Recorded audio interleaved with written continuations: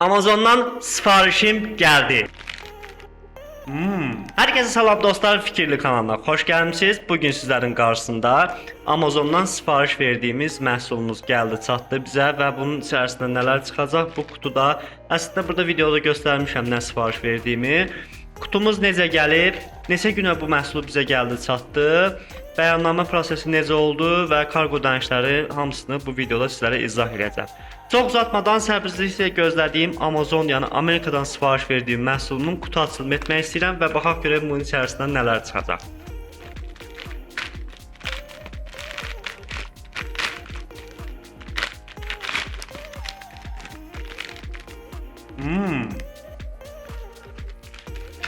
Maraqlıdır dostlar.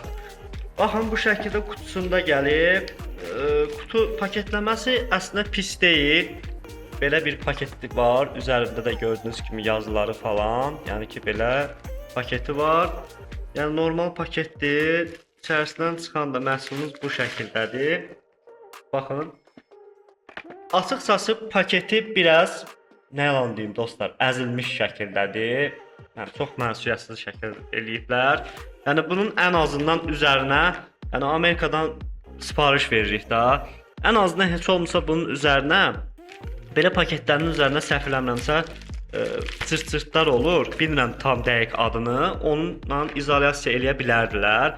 Yəni paketi bərbad gündə gəlib. Baxın dostlar, həqiqətən karqolamasını əslində bəyənmədim. Bu şəkildə məhsulumuzdur. Bu midoksilidir.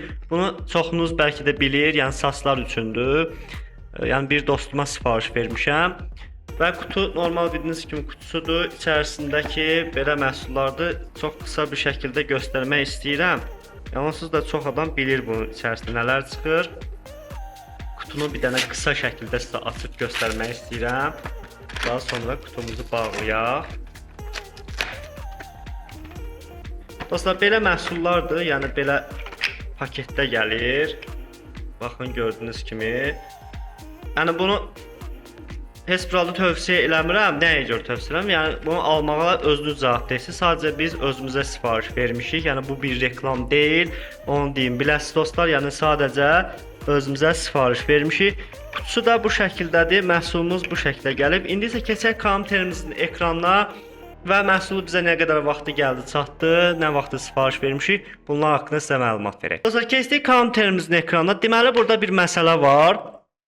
Məhsul əslində mənə biraz gec gəldi, çıxdı. Əslində mən MI-dan sifariş verdiyim məhsul bundan tez gəlmişdi.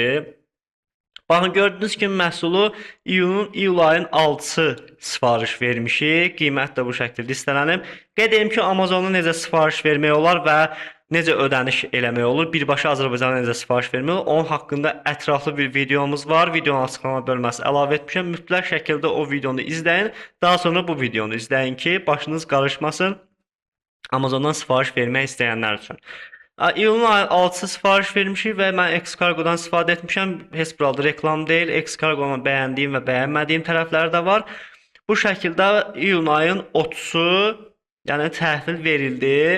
Əslində mən dünən bunu götürmüşəm. Sadəcə burada təhvil verildi. İyulun ayın 30-u qeyd olunub. Yəni ayın 29-u məhsul mənə gəlib çatıb.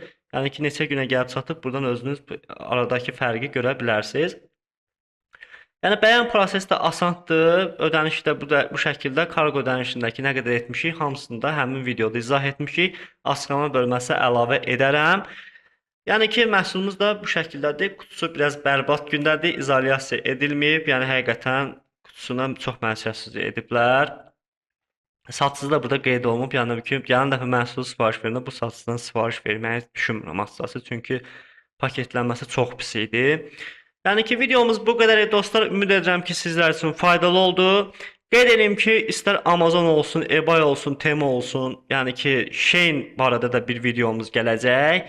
Yəni ki, bizim kanalımızda detallı bir şəkildə daha çox videoları var. Bunun üçün də xahiş edirəm kanalımıza abunə olun və maksimum bizə dəstək olun ki, belə videolarla sizdən qarşısında olaq dostlar. Təqdim etdi Fikirli kanalı.